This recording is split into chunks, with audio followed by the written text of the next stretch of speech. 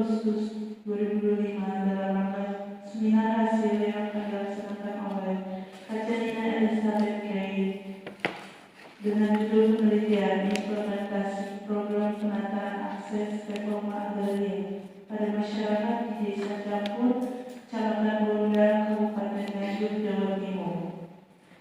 Yang terhormat Ibu Dr. Dwi Puji Iliani,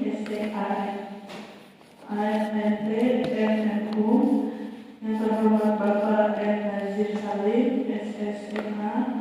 Dan yang terhormat Bapak Aristiono Nugroho, APTN HMSI.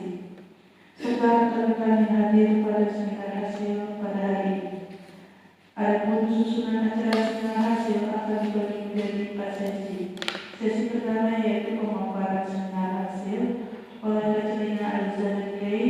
Sesi kedua yaitu tanya jawab dari rekan-rekan Taruna Kota Bumi. Sesi tiga yaitu pemberian tanggapan dari dosen pembahas serta tanggapan dari dosen pembimbing, dan sesi yang terakhir yaitu pembacaan berita acara hasil seminar hasil. Baiklah, kita mulai sesi yang pertama yaitu pemaparan seminar hasil kepada Kacarina Elizabeth Gray. Saya persilakan.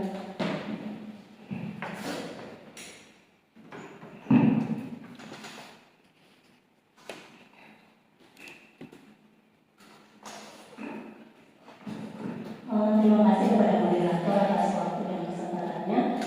Di sini saya akan mempresentasikan seminar hasil penelitian saya. Sebelum saya mempresentasikan, saya ingin mengucapkan terima kasih kepada Bapak Ibu para dosen pembimbing pembahas yang telah hadir pada siang hari ini. Yang kedua, ucapkan terima kasih kepada rekan-rekan Taruna yang telah hadir dalam seminar pembahas pada siang hari ini. Langsung saja di sini dapat diketahui bahwa judul penelitian yang saya bawa di Desa Campur yaitu mengenai implementasi program penataan akses reforma agraria pada masyarakat di Desa Campur, Kecamatan Bondan, Kabupaten Nganjuk, Jawa Timur. Ada pun latar belakang yang dimana latar belakang ini menjelaskan bahwa di Indonesia reforma agraria tidak hanya berfokus pada redistribusi tanah, redistribusi lahan, tetapi juga mencakup pengembangan usaha dan akses pemasaran bagi masyarakat. Adapun rumusan masalah dan tujuan penelitian, yang pertama adalah rumusan masalah. Yang pertama menjelaskan bahwa bagaimana implementasi program penataan akses reforma agraria di Desa Campur. Yang kedua, bagaimana program pemberdayaan yang dilakukan untuk mendukung program penataan akses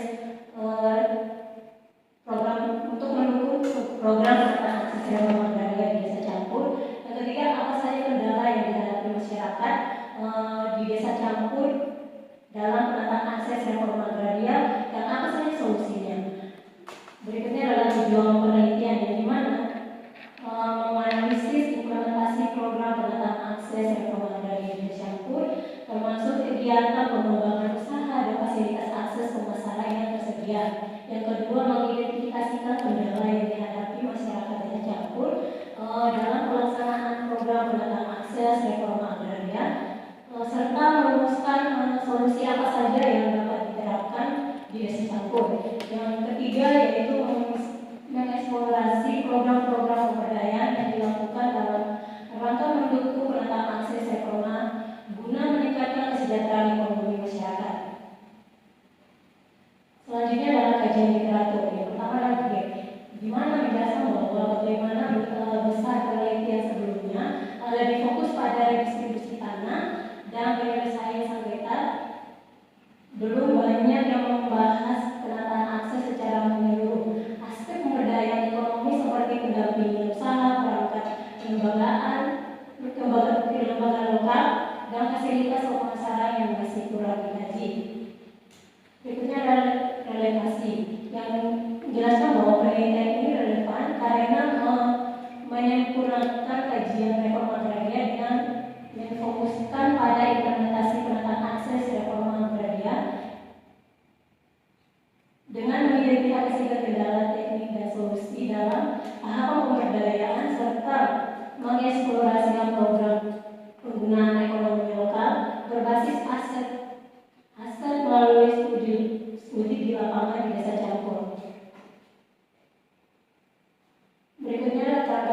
Yang pertama adalah penataan akses. Penataan akses merupakan kegiatan penting yang mengatur akses terhadap informasi sumber daya alam, hak atas tanah dan layanan hukum. Yang kedua adalah reforma agraria. Reforma agraria merupakan program pemerintahan yang bertujuan meningkatkan kesejahteraan petani dan memperbaiki struktur agraria di Indonesia. Yang ketiga, peluang pemberdayaan pengembangan UMKM. Peluang pemberdayaan pengembangan UMKM memiliki peran penting dalam mendorong pertumbuhan ekonomi, menciptakan lapangan kerja dan meningkatkan kesejahteraan masyarakat. Yang keempat adalah kendala penataan akses. Kendala utama dalam penataan akses yaitu keterbatasan akses kemodalan, kurangnya pendampingan penyuluhan. Yang terakhir adalah fasilitas akses pemasaran. Fasilitas akses pemasaran dilaksanakan dengan pendampingan langsung yang melibatkan subjek ekonomi usaha, narasumber dan kelompok pada bidangnya. Berikutnya adalah kerangka pemikiran. Yang pertama adalah reforma agraria. Kemudian yang kedua adalah penataan akses. Penataan akses ini yang dilakukan di desa campur, yaitu ada 3 penataan akses yang dilakukan. Yang pertama adalah tahap pertama, penanganan akses reforma agraria di tahun 2022. Yang kedua, fase kedua, penataan kelembagaan penerimaan akses reforma agraria di tahun 2023. Fase ketiga, pengembangan usaha dan fasilitas akses pemasaran pada tahun 2024. Berikutnya adalah implementasi program. Kemudian kendala dan solusi. Berikutnya pemberdayaan dan yang terakhir adalah kesempatan atau hasil. Berdasarkan rumusan masalah yang dibuat, maka peneliti dapat membuat pertanyaan peneliti berdasarkan rumusan masalah.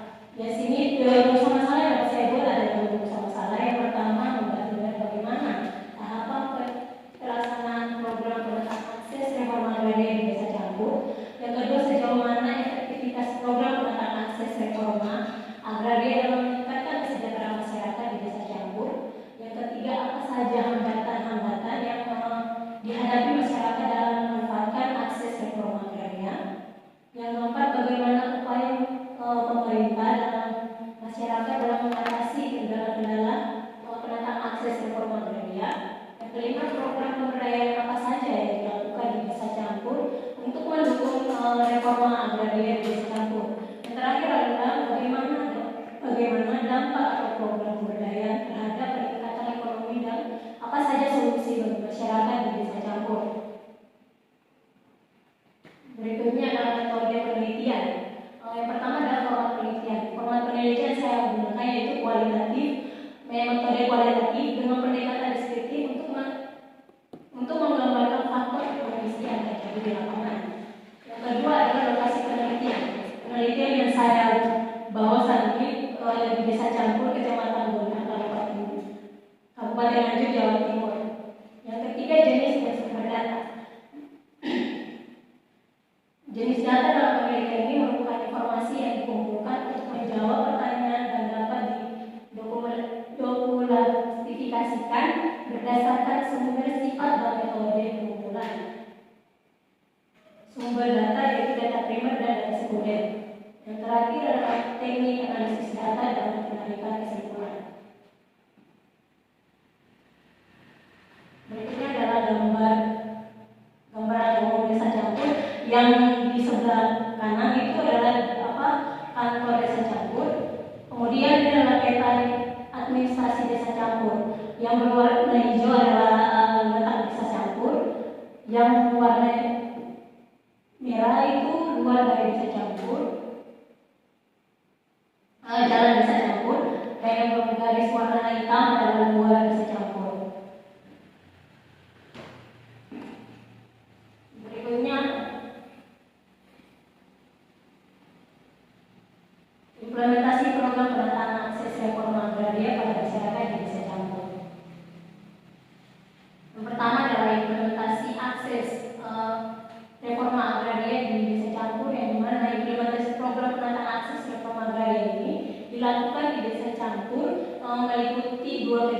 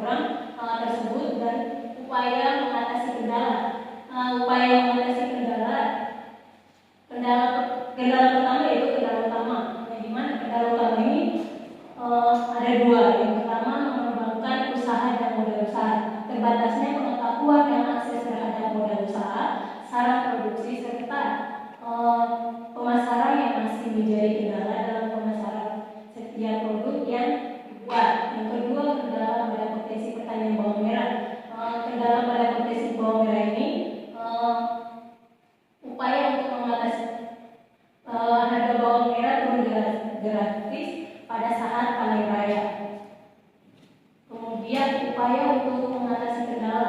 Upaya untuk mengatasi kendala adalah beberapa upaya yang perlu dilaksanakan secara terpadu oleh masyarakat, pemerintah daerah, dan kota. Kata pertama, untuk menguatkan kelembagaan menjadi hal berdasar untuk mendorong masyarakat agar mudah mengakses setiap pengembangan yang dilakukan di desa campur. Yang terakhir adalah bentuk program pemberdayaan dalam meningkatkan penataan akses reform agraria. Yang terakhir adalah kesimpulan. Program penataan akses reform agraria di desa campur merupakan upaya pemberdayaan ekonomi masyarakat secara kolaboratif berbasis prinsip partisipasi dan berkelanjutan. Yang kedua, kendala yang dihadapi masyarakat desa campur yaitu rendahnya pemahaman terhadap program, keterbatasan kemampuan dalam mengelola sumber daya, dan sulitnya akses terhadap pemberdayaan infrastruktur. Yang terakhir adalah program penataan akses reform agraria di desa campur membantu masyarakat meningkatkan kesejahteraan yang memanfaatkan potensi desa untuk pertumbuhan ekonomi dan pembangunan.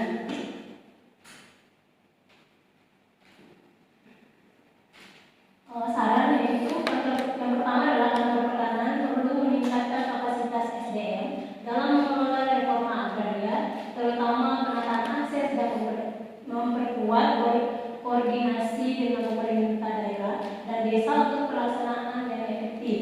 Yang kedua, pemerintah daerah Kabupaten Nganjuk perlu mengeluarkan kebijakan pendukung dan evaluasi untuk memastikan tujuan program agar tercapai. Yang ketiga, pemerintah desa harus aktif mendukung setiap program reform agraria dengan memanfaatkan pengembangan ekonomi, memberikan bantuan, mengadakan pelatihan kewirausahaan, dan mendorong partisipasi masyarakat dan memperkuat kelembagaan desa. Yang keempat, masyarakat perlu memahami informasi program reform agraria dan berpartisipasi aktif dalam pelaksanaannya, terutama dalam penataan akses. Yang terakhir adalah peneliti selanjutnya dapat menganalisis dampak ekonomi reform agraria, evaluasi dampak terhadap masyarakat dan ekonomi lokal. Sekian, terima kasih. Saya kembalikan kepada moderator.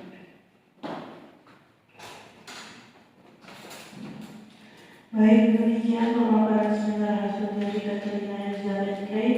Sesi selanjutnya dipersilakan kepada rekan-rekan yang ingin bertanya atau memberi masukan kepada peneliti. Dipersilakan.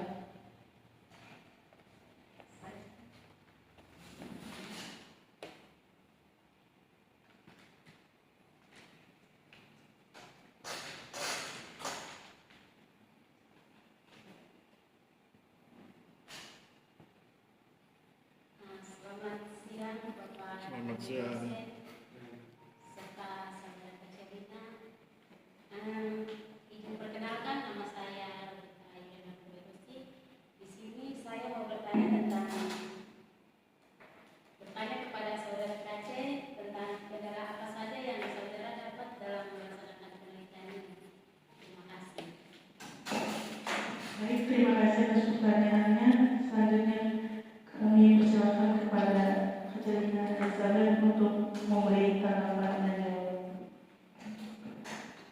Terima kasih atas pertanyaannya. Di sini saya akan menjawab kepada saudara Roberta, yaitu apa saja kendala yang saya hadapi selama penelitian di desa campur.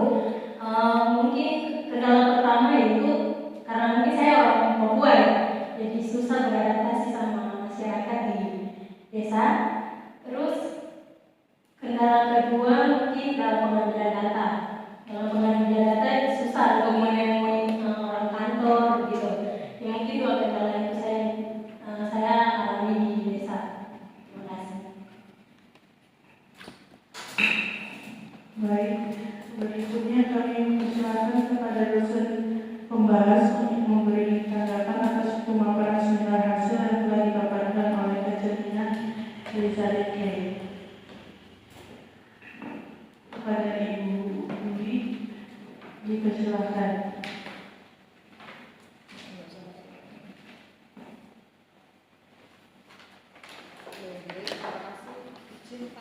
Monggo.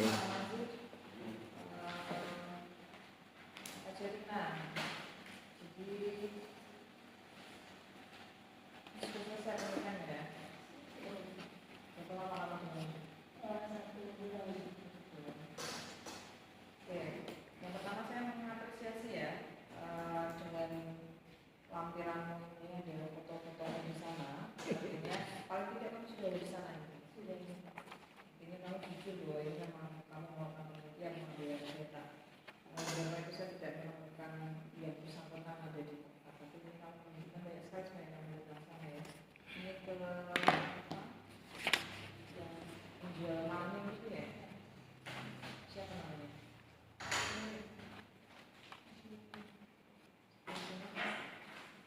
Halaman berapa? 103. Halaman 103. Oh iya.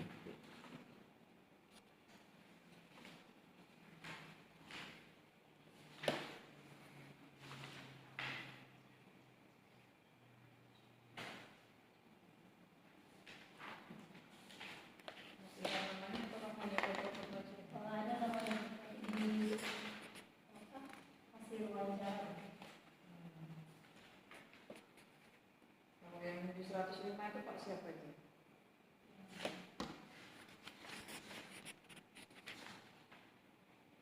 Yang bapak-bapak di Saya lupa tulis namanya juga di sini. Tapi kalau di hasil wawancara ada.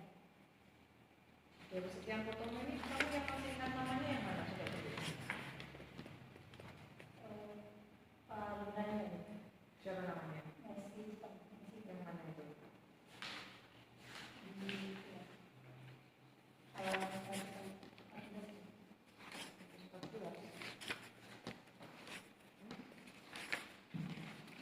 Gak ada fotonya 114.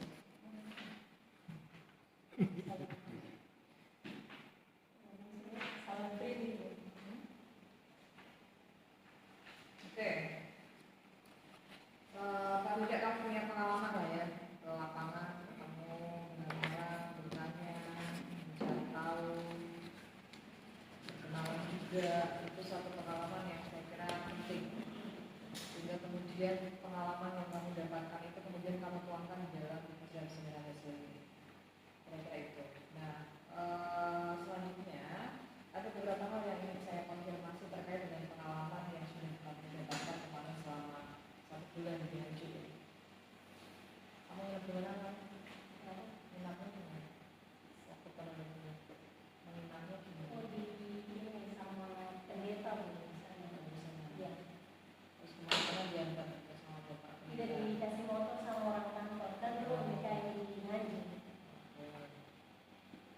Oke, baik. Yang pertama ya, Kacarina, terkait dengan penulisan, ini kamu masih banyak sekali typo-nya atau salah ketiknya. Jadi memang kalau menulis itu harus sabar ya, artinya tidak bisa langsung 1 hari atau 1 minggu jadi itu tidak bisa. Jadi kita itu harus berulang-ulang. Sehingga kemudian kalau tidak kamu baca lagi, ya artinya kemudian yang terjadi ya titik koma, misalnya kecil itu kamu jadi tidak teliti. Tadi kan yang di slide juga seperti itu. Coba yang slide yang reset gap itu tadi yang coba. Iya. Itu jadi itu apa bacanya? Ini harus diperbaiki ya. Ya kan ekonomi petani itu. Jadi ini serius soalnya kan kamu nanti kalaupun di kantor atau dimanapun akan memaparkan sesuatu, kalau yang kamu tuliskan atau bahan yang mau kamu paparkan saja salah, ini kan bisa menimbulkan banyak apa namanya penangkapannya lebih gede gitu. Nah ini nanti harus kamu cek. Ini banyak sekali yang typo yang dari paparan ini hampir sama. Nanti minta tolong teman untuk membacanya ya. Itu jadi tergantung, karena kadang kita itu udah bosan sih karena berulang kali, jadi kadang tidak terasa bahwa ada satu dua itu salah atau seperti itu. Nah selanjutnya juga terkait dengan peta ya Celina. Ini kamu menggunakan peta administrasi ini di dua tempat. Pertama di keterangan lokasi penelitian, sama yang kedua dari beberapa juga kamu pakai. Nah saya kira kalau kamu mau menjelaskan terkait ini, saya kira kalau data ini tidak bisa dipakai berulang ya. Jadi peta lokasi dengan penjelasan tentang si desa campur itu sendiri harus kamu pisahkan. Artinya nanti ini harus dikoreksi, tidak boleh memakai peta yang sama atau data yang sama berulang semacam itu. Tuh, ini petanya diambil dari kantor. Tapi kok ini dari Filsta? Artinya ini dari laporan penataan akses sudah terpisah dari laporan penataan akses. Oke, jadi nanti dituliskan tahunnya juga, itu kan hanya sebutkan kantor kabupaten Nganjuk, tahunnya berapa gitu kan. Oke, terus selanjutnya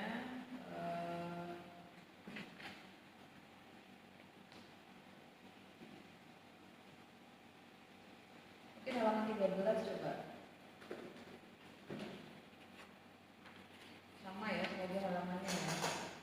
Di bagian reforma agraria. Di situ di paragraf pertama itu kan ada pada era Presiden Jokowi, reforma agraria menjadi salah satu prioritas program yang termasuk dalam New City. Itu artinya apa?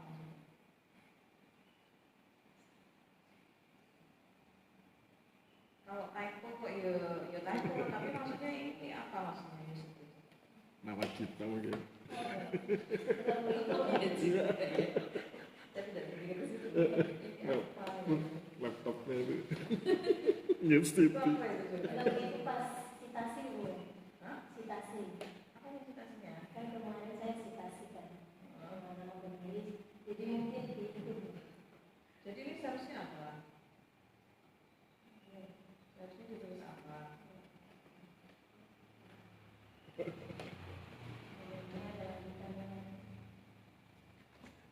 Kan nggak mungkin. Nah itu nanti dibetulkan ya. Itu kamu menulis apa, yang mau masukkan apa. Oke, tuh terus selanjutnya sebentar sebelum saya mau penelitian ini di mana lokasinya? Iya saya campur. Bisa campur lah ya. Satu bisa kan ya? Iya. Tidak di tempat-tempat yang lain kan? Iya. Coba bertanya tadi. Itu yang hijau itu kan ya?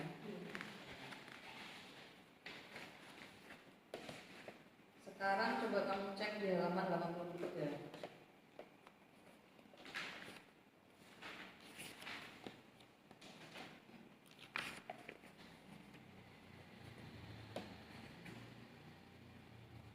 Ini kamu udah ketemu?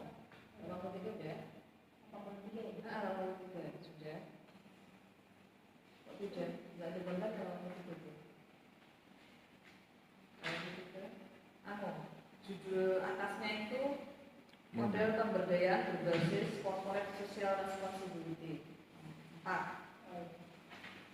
Ada yang sudah ketemu? Oke, baik. Kalau dilihat dari niatanmu, ini adalah mau menjelaskan model pemberdayaan di desa campur. Ya atau tidak? Satu desa ya, sesuai yang kamu tadi sudah sebutkan ya. Nah, cuma kalau di sini saya melihat di situ ada desa campur, ada desa Senggolan dan desa Ngepek. Jadi ini Bu, apa? Model pemberdayaan ini dibuat di 3 desa, terutama di desa campur. Oke. Ya. Terus Tapi saya masukin 3 desanya itu. kenapa harus dimasukkan oleh desanya? Kamu mau menjelaskan desa campur kalau artinya ini ada 2 desa yang tidak relevan kamu taruh di sini. Kalau memang kamu tadi mau menyebutkan penataan akses reforma agraria, ya nggak ada masalah. Tetapi kemudian kalau kamu depan sudah menyebut bahwa ini di desa campur. Tujuannya apa dengan desa Sengguan dan desa mana? Program penataan aksesnya tuh dibuat di 3 desa. Ya, tapi kan kamu hanya menjelaskan yang desa campur. Sekarang mana desa campur itu penjelasannya yang mana? Tunjukkan dia langsung.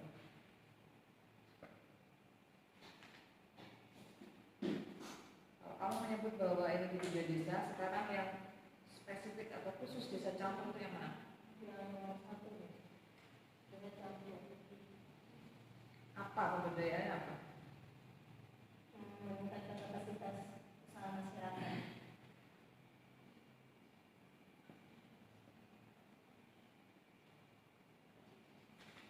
Model Iya. meningkatkan kapasitas.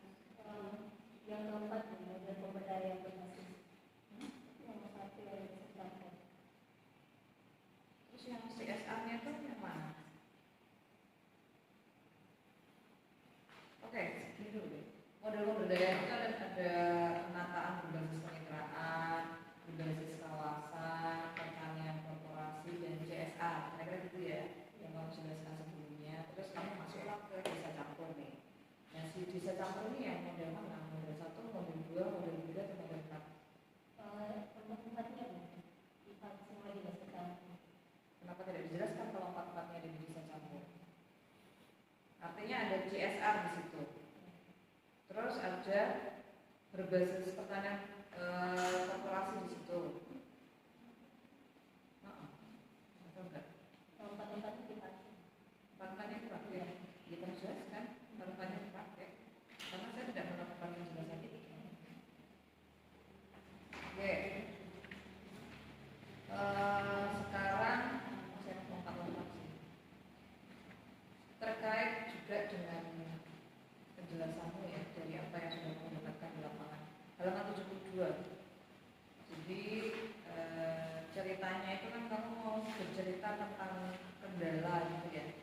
Kendala dari penataan akses kira-kira gitu. Sudah ketemu belum halaman 72?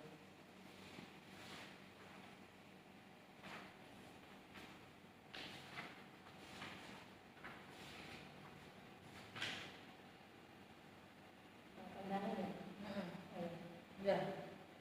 Nah, di situ tuh kan disebut bahwa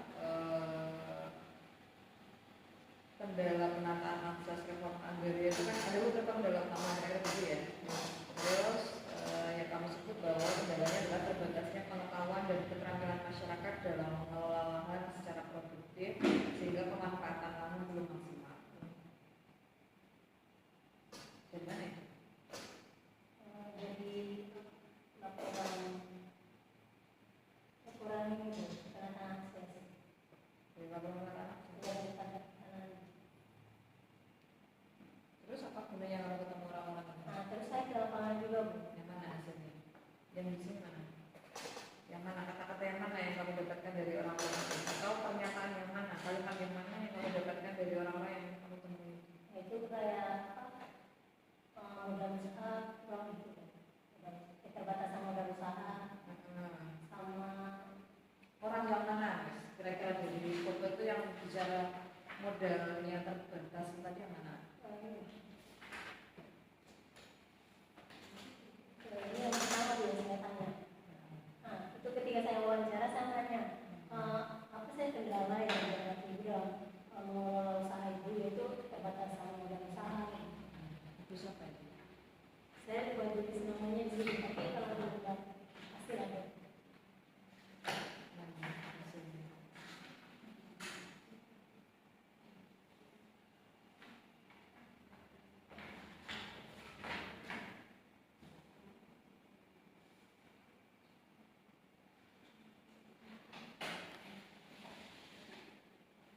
Ya, itu Ibu Siang ini. Memang berapa? Yang mungkin kalau di sini beda nomornya. Cuma 118. Yang Oh,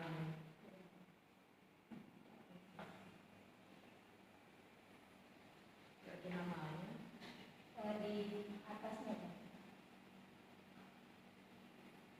Di temanya situ ada usaha UMKM. Ya.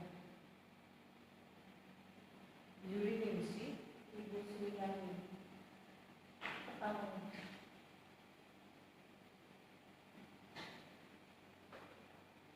oh Siami. Ya. Ini dari Ibu Siami yang Iya. bilang gitu. Oke, artinya kalau Kak Carina mau menuliskan bahwa ini adalah informasi atau pernyataan yang kamu dapat dari Ibu Siami, itu harusnya kamu taruh di sini. Kalau kayak gini kan kita nggak tahu. Saya pikir ini Kak Carina sendiri yang bilang. Jadi bagaimana saya bisa percaya kalau itu hasil dari kamu di lapangan? Artinya yang kamu tulis jawaban-jawaban ini yang ada di kuesioner yang kamu sebut kuesioner ini, kamu kutip, kamu taruh ke sini. Jadi kamu taruh, kamu pindahkan, baru kemudian ada pernyataan. Kalau kualitatif kan begitu ya. Artinya ada data, baru kemudian kamu bisa menyimpulkan bahwa dari data itu seperti ini, dari data seperti ini. Jadi seperti itu. Jadi tidak kemudian kamu tiba-tiba langsung menuliskan bahwa ini kendalanya adalah terbatasnya pengetahuan. Kamu bisa bayangkan nggak apa yang saya sampaikan ini? Bisa. Jadi ada kutipan wawancara, nah, itu ya. Kan sayang kalau kamu udah ketemu banyak orang tapi nggak mau pakai satu pun di dalam naskah. Sudah 1 bulan kamu di sana itu kan butuh waktu, artinya juga butuh biaya. Kan? Jadi data-data primer atau data-data yang kamu dapatkan dari lapangan, yang kamu peroleh langsung itu kamu taruh. Itu untuk menguatkan substansinya, kira-kira gitu. Terus, jadi sebagian besar begitu Kak Carina. Kamu menulis itu seperti kamu menulis saja, tapi tidak ada datanya gitu. Datanya kan kamu ambil lagi untuk kamu taruh di situ analisis. Kira itu. Terus selanjutnya coba ke halaman 44 Kak Carina.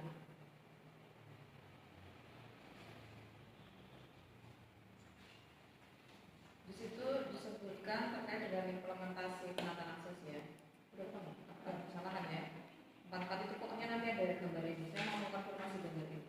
Nah, jadi ruang lingkup kegiatan yang dilaksanakan di desa campur dengan kriteria rincian output. Jadi outputnya adalah akses reforma agraria. Dapat dilihat pada gambar di bawah ini. Output akses reforma rincian output. Oke. Output itu apa toh? Apa? Data gitu. Output itu data. Yakin apa? Kegiatan. Oh, apa ya? Kamu searching itu. Apa itu output?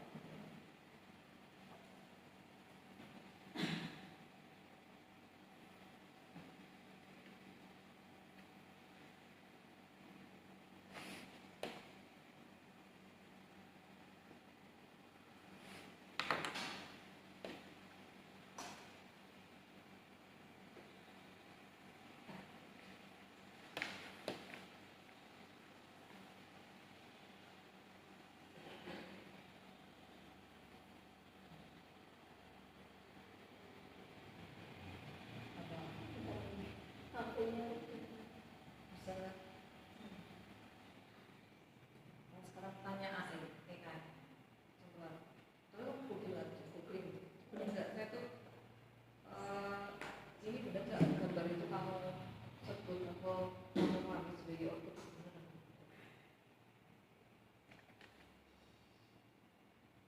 Atau ini gambarnya tuh kepotong gitu? Enggak loh. Hah? Ya, sekarang outputnya apa? Hasil dari suatu proses kegiatan atau tindakan. Oke, sekarang juga jelaskan gambar. Jadi ini kalau nomor 1 adalah penetapan lokasi. Penetapan lokasi ini mereka lokasi yang nanti akan dilakukan program ini. Nah, kalau yang nomor 2 penyuluhan dalam Satu dulu, penetapan lokasi itu outputnya apa?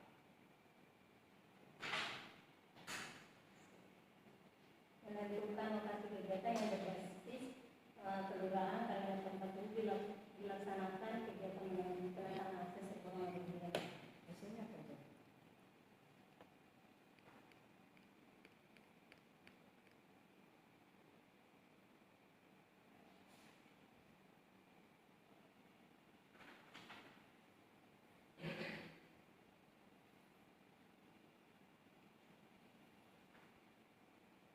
2, 3, 4 itu kegiatannya bukan sih? Iya nggak? Alur total kegiatannya. Mulai dari kegiatan lokasi, pengumuman. Ya. Terus outputnya apa? Output kamu sebut tadi hasilnya. Terus hasilnya apa nih? Misal penetapan lokasi itu hasilnya apa? Penyeluruhan dalam rangka akses reforma agraria hasilnya apa? Pemetaan sosial hasilnya apa? Ini nggak sih? Itu nggak sih? Jangan kamu salah lagi ininya. Kamu pindahkan langsung dari laporan pemetaan akses. Iya. Kamu jalan juga ya. Kalau saya merasa kalau kamu menyebut ini rincian output, ruang untuk kegiatan dengan kriteria rincian output. Outputnya mana itu? Jangan-jangan anak-anak di sananya itu masih ada itu. Itu saya yang baca ya. Terus ke bawahnya itu ada gitu loh, cuma dipotong. Jadi artinya apa? Ini bagian yang menjadi penting. Kamu banyak menggunakan ilustrasi, jadi mulai itu contoh satu. Lalu ini ada juga alur penataan akses dan agraria, alur rencana dengan penataan akses. Terus artinya ilustrasi-ilustrasi seperti itu ketika sudah masuk di dalam ini ada unsur pengembangan saja. Di dalam draft itu artinya dia kamu posisikan atau kamu letakkan sebagai data. Nah, ketika kamu letakkan sebagai data, artinya dia harus mendukung apa yang kamu jelaskan. Atau ini memang akan kamu analisis dan dia harus relevan dengan yang kamu akan jelaskan gitu. Jadi dilihat lagi satu persatu ya. Ini ada banyak sekali ilustrasi yang kamu gunakan. Ya sekilas dia meyakinkan sih, tetapi apakah kemudian ini relevan atau tidak itu yang harus dipikirkan. Terus selanjutnya yang harus kamu baca juga. Belokan, saya jadi belokan. Jadi kalau belokan teknik pengumpulan data. Oke. Teknik pengumpulan data. Itu kenapa tiba-tiba ada tujuan nomor 3 ya, Pak Jalina? Tujuan nomor 3 coba kamu baca. Memiliki peran pemerintah dalam fasilitas keselamatan. Itu sesuai rumusan masalah yang mana atau pertanyaan penanya yang mana? Ada. Itu tiba-tiba ada di situ.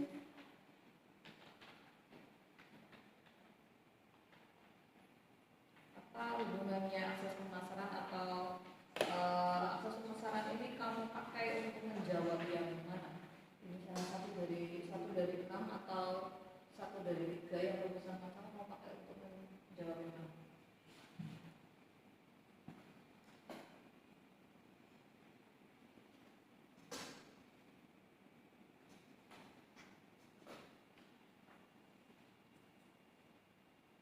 Artinya gini Kak, jadi kita itu kalau membuat teknik pengumpulan data ya, atau tabel teknik pengumpulan data, itu kan sebenarnya untuk memudahkan kita peneliti membreakdown kebutuhan data yang diperlukan untuk analisis.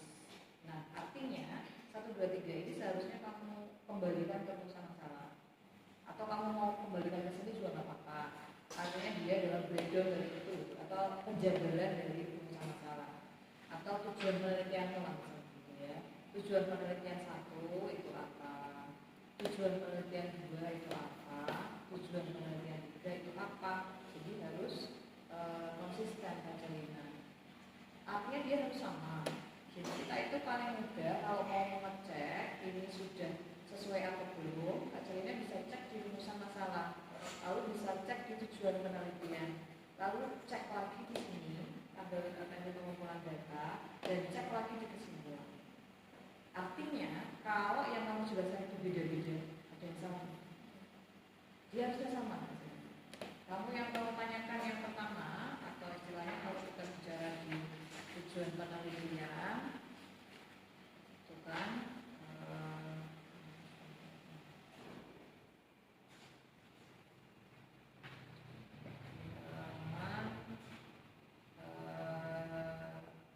lima ya. Yang pertama itu kan menganalisis implementasi program penataan. Jadi implementasinya itu yang 1. Nanti dicek kalau tadi tabel pengumpulan data seperti itu atau tidak, ya.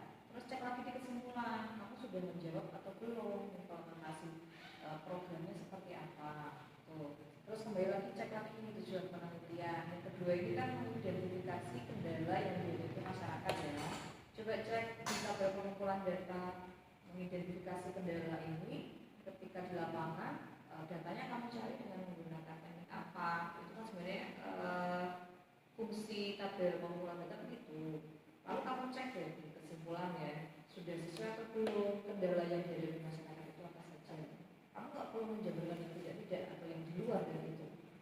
Bingung soalnya kalau banyak hal yang kamu ini kan. Terus yang ketiga kembali lagi, ini adalah mengeksplorasi program-program yang dilakukan masyarakat. Artinya ini program. Tadi kan makanya kan sebenarnya saya menanyakan programnya apa saja kemudian yang ada di desa campur, ya.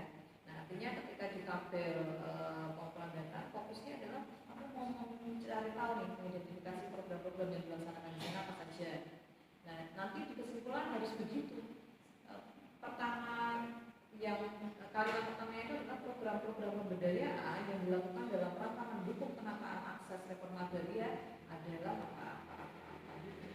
Kalau yang di kesimpulannya harus begitu. Nah makanya kenapa tadi saya menanyakan ini benar kan kamu mengambil desa campur? Karena kamu memasukkan juga desa yang lain. Ketika kamu menjelaskan bahwa memang penloknya atau penetapan lokasi penataan akses ada di 3 tempat, ya nggak apa-apa, itu sebagai konteks. Tempatnya kamu jelaskan sebagai konteks, tapi desa yang lain, 2 desa yang lain seperti desa Sumberwar dan desa Ngapain ini harus kamu hilangkan ke belakang, karena kamu tidak memerlukan lagi desa ini tidak relevan lagi untuk dibahas. Jadi fokus pada desa siapa namanya itu campur. Soalnya kan ini kamu desa Kempel, desa Sangguar itu masuk lagi gitu loh. Ini sudah harus kamu tinggalkan karena fokusnya kan di satu desa.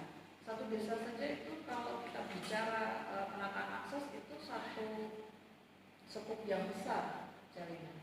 Jadi nggak main-main. Sekarang kamu mau buktinya, coba lihat halaman 37. Jadi kenapa satu desa itu tidak bisa kita anggap satu lokus penelitian yang kecil atau mikro.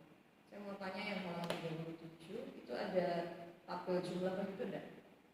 Ada. Jumlah penduduk desa campur. Oke. Coba nomor 4 itu kan ada jumlah tani ya. Jumlah taninya berapa kan kira-kira? 50. Oke, yang kelima itu apa? Buruh tani. Jumlahnya berapa? Bedanya tani dengan buruh tani itu apa Pak? Kalau buruh tani, petani di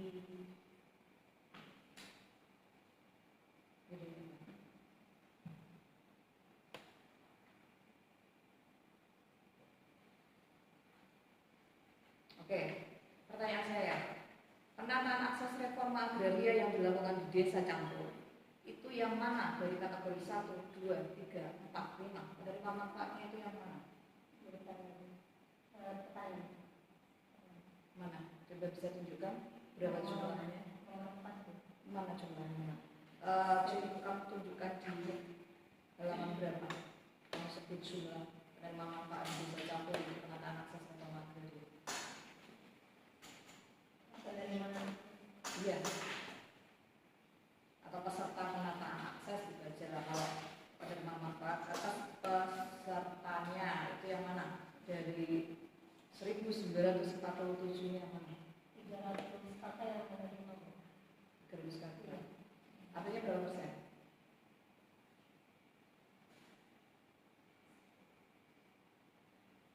Kalau 1947 300 kakak itu berapa persen?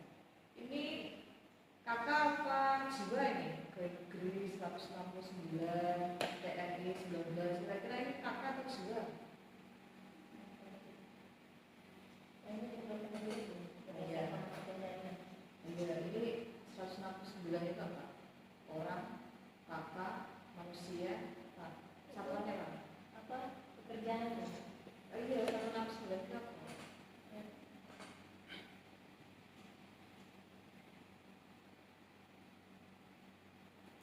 Jiwa dengan kakak itu beda enggak? Bedanya apa? Kalau keluarga.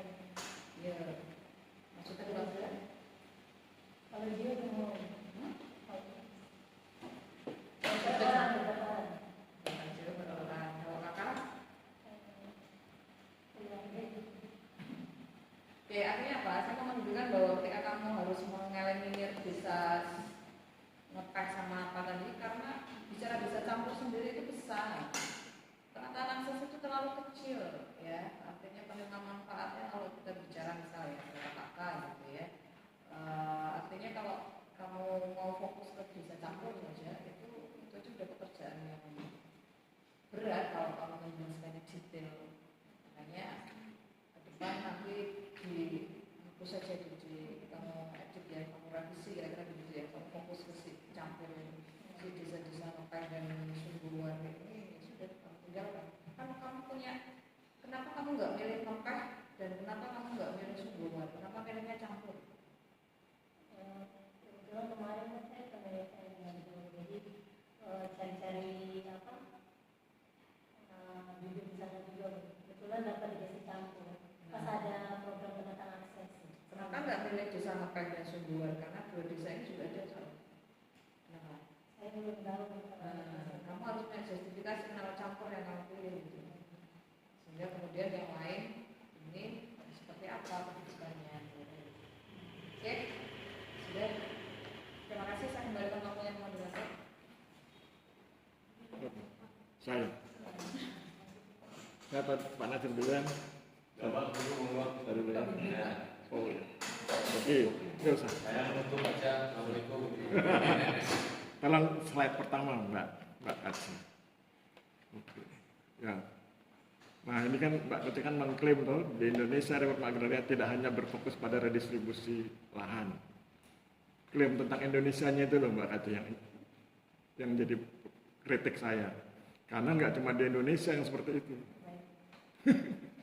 Pindah slide berikut. Nah ini rumusan masalah. Ini kan ada kenapa kedap-kedip? Ada 3 ya, bagaimana implementasi, bagaimana program pemberdayaan, dan apa kendala. Yang rumusan masalah 1 dan 2 itu apakah tidak overlap? Karena penataan akses itu kan pemberdayaan masyarakat. Rohnya penataan akses itu adalah pemberdayaan masyarakat, Pak Kaci. Apakah itu tidak overlap? Nomor 1 dan 2. Gitu ya, nanti direnungkan. Nggak usah dijawab, nanti direnungkan aja. Kalau ternyata itu overlap mungkin bisa digabung ya. Terus slide berikut. Ah itu gap. Nah, ini loh yang ingin saya kritik adalah belum banyak yang membahas penataan akses secara menyeluruh. Padahal sudah banyak. Coba Mbak Kace klik di Google Scholar atau di Google yang biasa itu. Banyak itu tentang penataan akses. Jadi alasan itu kayaknya nggak tepat, harus nanti direnungkan, diperbaiki. Terus lanjut, slide berikut. Nah ini kan kerangka teoritis. Ya. Pertanyaan saya mana teorinya? Itu yang ada cuma konsep, teorinya nggak ada. Ya, nanti direnungkan. Semua konsep ini harus dibingkai oleh teori. Cari teorinya, pasti ada itu. Terus berikut. Nah ini kerangka pemikiran. Lihat implementasi program, kendala dan solusi, pemberdayaan. Pertanyaan saya, apakah ketiga-tiganya terwujud pada waktu yang sama? Pasti enggak tuh. Nah, kalau enggak, berarti posisinya enggak segaris begitu. Mana yang duluan, mana yang belakangan gitu ya. Misalnya implementasinya duluan, baru ada kendalanya gitu ya. Terus kemudian implementasi program dengan pemberdayaan apakah tidak overlap? Ya itu. Berikut. Nah, ini pertanyaan penelitian. Kritik saya adalah apakah pertanyaan penelitian yang sebanyak 6 ini menjadi pendukung rumusan masalah atau malah menjadi beban rumusan masalah. Itu ya, nanti direnungkan. Selanjutnya, lihat, jangan, slide masih yang itu. Lihat nomor 2 itu. Sejauh mana efektivitas? Itu kan harus dijawab dengan metode penelitian kuantitatif, tidak bisa dengan kualitatif. Nah kalau itu harus dijawab dengan metode penelitian kuantitatif, maka metodenya dirubah menjadi mixed method, tidak bisa kualitatif doang gitu ya. Oke, berikut. Slide berikut. Nah kan akhirnya kalau tadi ada yang nomor 2 itu berarti metodenya harus dirubah menjadi mixed method. Terus lanjut. Ini gambaran umum. Kenapa benderanya tidak merah putih? Coba lihat benderanya. Kan nggak merah putih tuh. Merah putih. Berikut, slide berikut. Nah ini kita lewati aja nih, ini udah isi ya, lewat. Nah yang tadi yang nomor 2 itu, yang pertanyaan nomor 2, sejauh mana efektivitas, itu jawabannya di slide yang keberapa? Sejauh mana efektivitas itu loh. Pertanyaan penelitian yang nomor 2. Apakah lupa belum dijawab atau lupa belum dibahas? Ada nggak? Nggak Kace.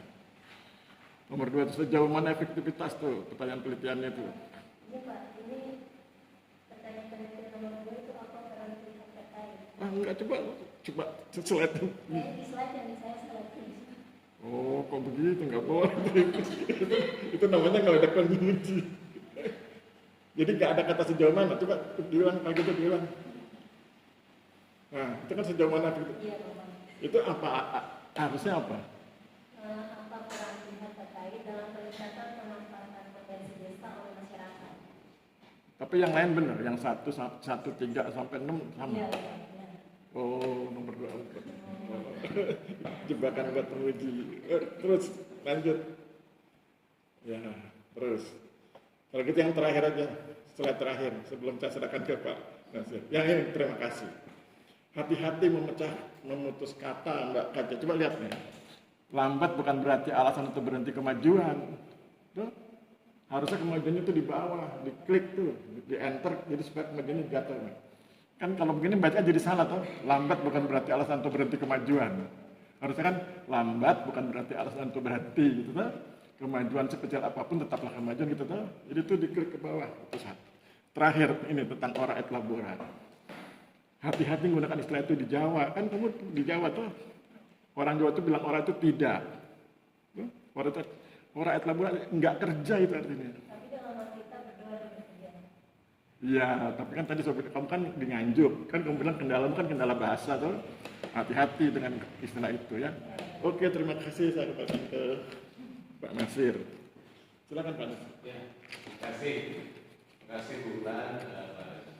Sudah banyak banget kayaknya masukannya tadi. Saya nggak tahu malah kamu bisa menjadi seperti yang pertama. Yang kedua, saya mau tanya apa? Ini aja. Nganjuk ya? Nganjuk itu julukannya kota. Julukannya kota apa? Kota Anu. Oke, gitu.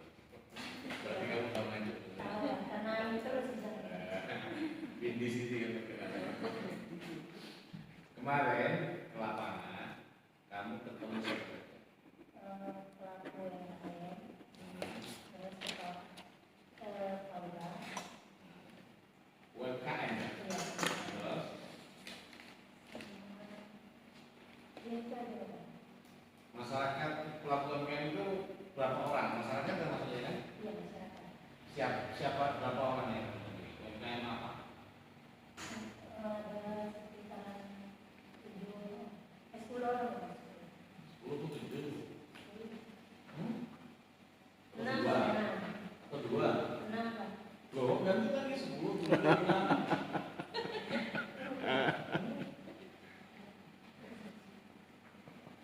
Iya 6 Bapak. Nah, kamu kemarin habis menyerahkan tulisan pertama, kamu dari sana? Lama nggak kelihatan, hilang. Iya. Enggak. Sebenarnya kamu sudah punya datanya. Oh enggak, saya kembali lagi Bapak. Saya kembali lagi. Baru sebelumnya kamu ngapain? Penelitian sebulan sebelumnya ngapain? Terus ngilang 1,5 bulan. Nah, dulu jadwalnya penelitian, kamu kan lapangan. Oh saya di Sempo ya? Ya, setelah kamu sering foto, kamu menyerahkan tulisan yang 5 halaman itu. Habis itu kamu bilang lama. Itu kemana kamu? Lupa? Udah pulang ke Papua? Enggak Pak. Oke, ya sudah. Gini aja, kan sebenarnya kan secara struktur sudah mulai benar itu sebenarnya pertanyaan motif kayak itu kamu jawab. Walaupun isinya ya ini nggak apa-apa, yang penting datanya ada sedikit-sedikit. Nanti dirapiin, diperbaiki. Jangan mikir sudah masih banyak sekali. Diperbaiki dulu Bang. Seminggu kalau bisa ya sosial, kalau bisa ya. Nanti kita ngobrol lagi.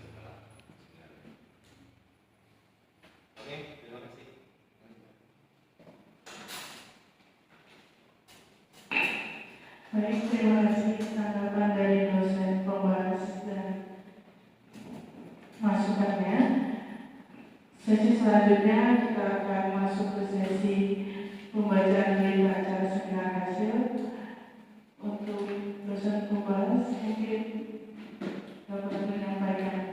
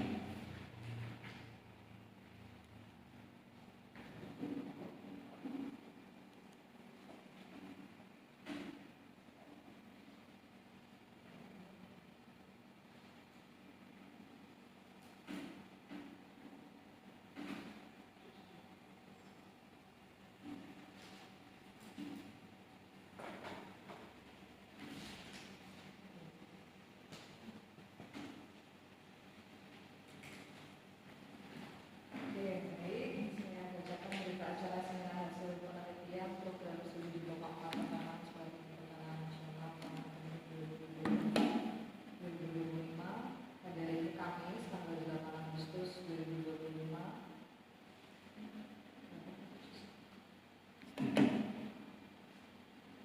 Tujuh. Tanggal 7 Agustus 2025